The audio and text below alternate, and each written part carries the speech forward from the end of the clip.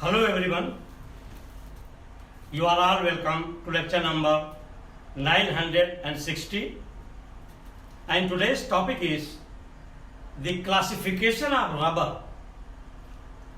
Actually, rubbers are classified into four main groups or classes. Number one is that is called elastomers. Number two, reinforcement resins, and hard plastic, and that is paint, vehicle. So these are all four different type of rubbers which are classified, and further elastomers is subdivided or subclassified into two.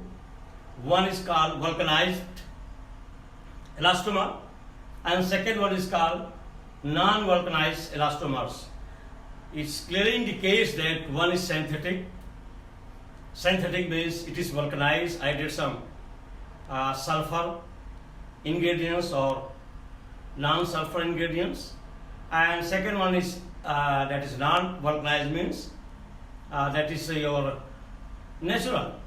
And these elastomers, they are further classified into different codes, and those codes I am going to give on the basis of presence of unsaturation, saturation, sulfur, phosphorus, oxygen, or any other type of elements. On that basis, some different codes are given. So I am going to give those codes one by one. Here, number one, rubbers are generally classified into the following four classes, and these four classes are: number one, that is called elastomers, and elastomers are also commonly called as rubbers. Number two, hard plastic. Number three, enforcing resins, and number four is paint vehicles. So number one, that is elastomers. They are further classified as vulcanizable and unvulcanizable elastomers, and the vulcanizable elastomers are die-in rubbers and non-die-in rubbers.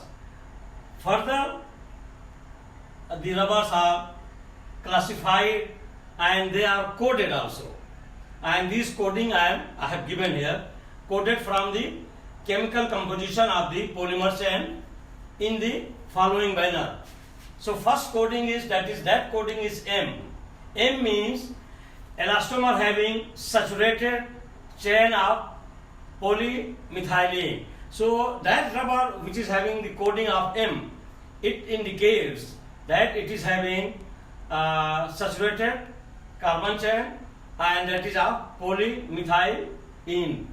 Number two, N coding. N coding means elastomers having nitrogen in the polymer chain.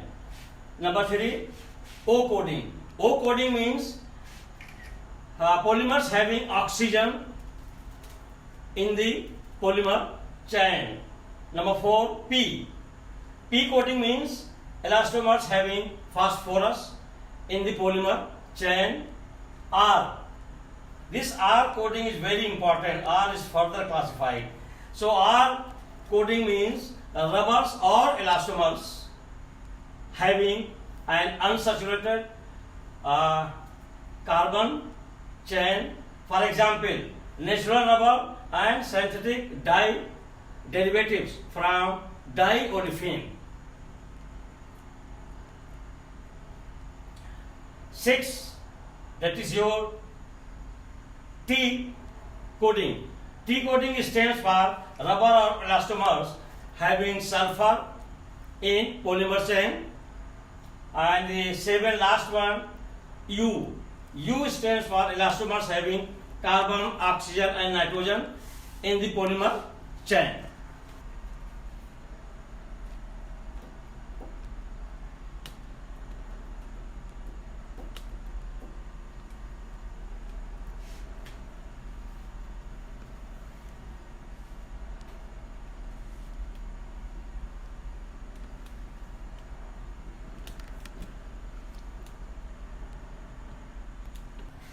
So I have already given the coating of the rubber, and from that coated rubber there is R family, and that R coating rubbers, they are further classified and which are given here.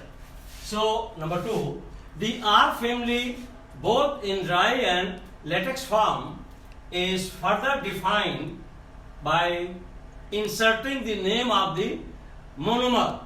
What type of monomer is used? Whether isoprene is used, dimer is used, butadiene is used, butadiene is used, vinyl chloride is used. So on the basis of those monomers, or monomers means either one monomer or more than one or two monomers before the word rubber, from which it was prepared, except for natural rubber. So it is not applicable in the natural rubber, but in synthetic one from which it is prepared or synthesized. So they are adding those ones, and they are given here. Number 1, that is called BR. So BR rubber means it contains butadiene rubber.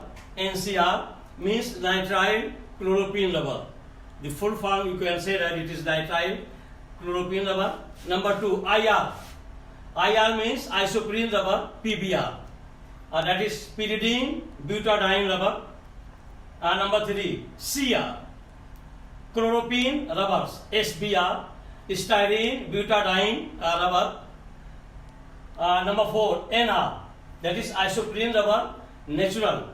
SCR, styrene chloroprene rubber. Number 4, NR, isoprene rubber, natural. I have already told you. Then number 5, ABR. ABR means acrylate butadiene rubber. That is given SIR, styrene isoprene rubber. Number 6, IIP. IIR means isobutylene isoprene rubber. That is EPTR, ethylene propylene nitropolymer rubber. Some important points are given for students to remember. First point is rubbers are the elastic high molecular compound. They have high molecular weight, they are elastic, and once any weight is applied or force is applied, it can stress, and once that load of force is removed, it will again come down to its original position, and its elastic property will remain same. That is the beauty of the rubber, that whatever load, stress it is given, it will be large, and once that load of force is removed, it will come down to its original position without loss of elasticity. So that is the first point. Rubbers are the elastic high molecular compounds which can be greatly deformed by extreme force and recovered when load is removed. The elastic properties are retained in the same way. B point.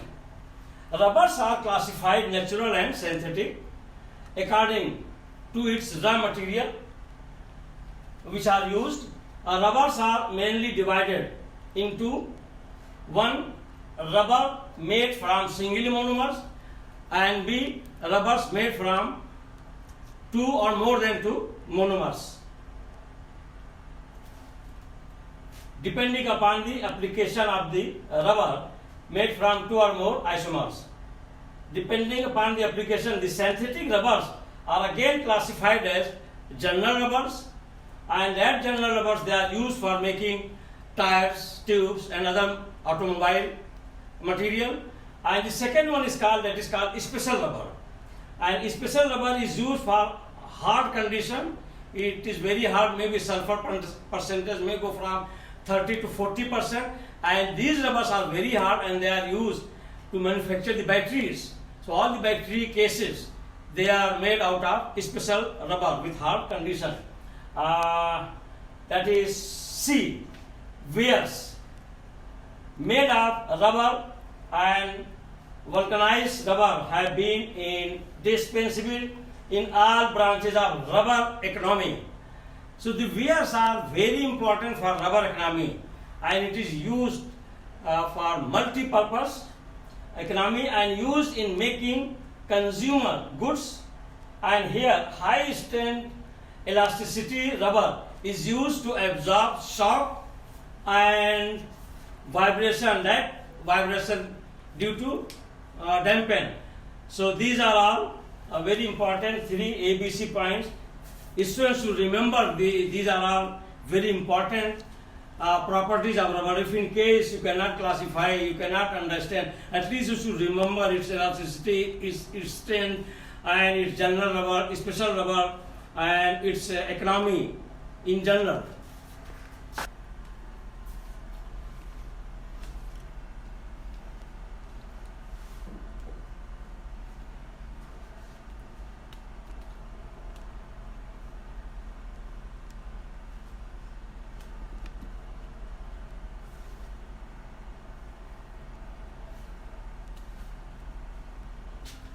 So with this I will stop.